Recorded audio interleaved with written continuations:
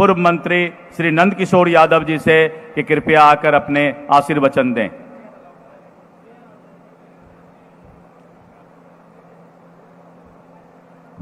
बोलिए भारत माता की। यही आवाज है पूर्णिया किशनगंज अररिया कटिहार का।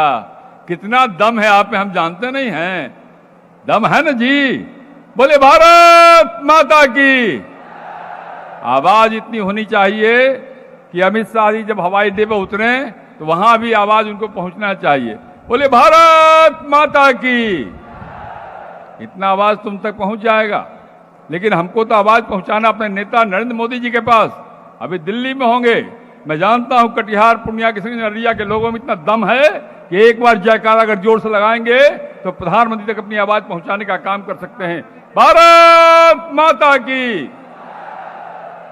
सम्मानित मंच और इस विशाल जनसभा में उपस्थित सम्मानित भाइयों और बहनों, आप जानते हैं आजकल लोग कहते हैं कि भारतीय जनता पार्टी और अमित भाई जो सभा करने आए हैं पूर्णिया में तो तफरका पैदा करना चाहते हैं।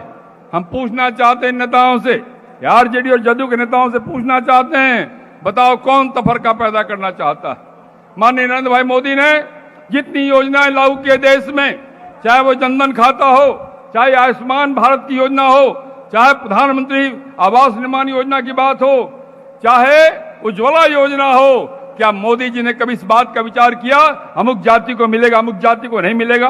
क्या मोदी जी ने इस बात का विचार किया इस धर्म के लोगों को मिलेगा इस धर्म के लोगों को नहीं मिलेगा? सबको दिया।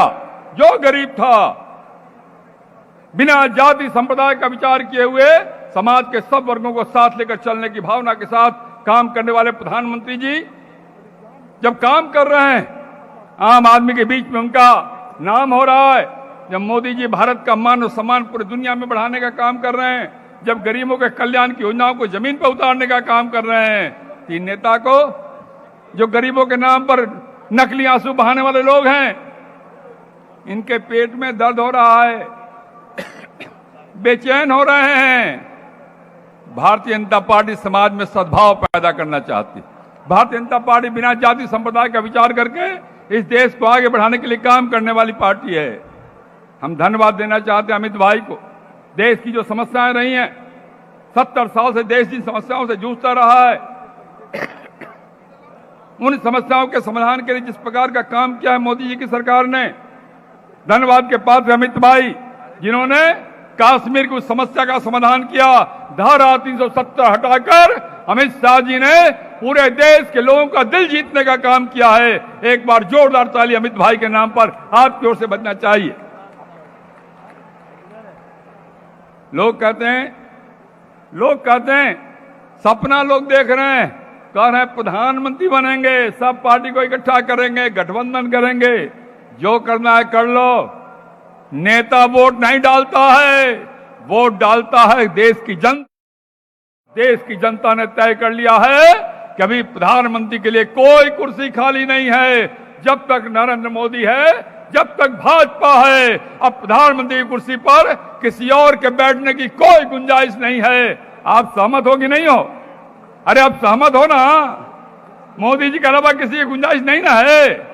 एक बार जोरदार ताली की गड़गड़ाहट से अपना समर्थन देने का काम करो। बहुत सारे नेता बोलने वाले हैं, मैं ज्यादा समय नहीं लेना चाहता। पीछे से दिलीप जायसवाल जी हुड़का भी रहे हैं इसलिए मैं आपसे निवेदन करना चाहता हूं, एक बार कमर कस लो।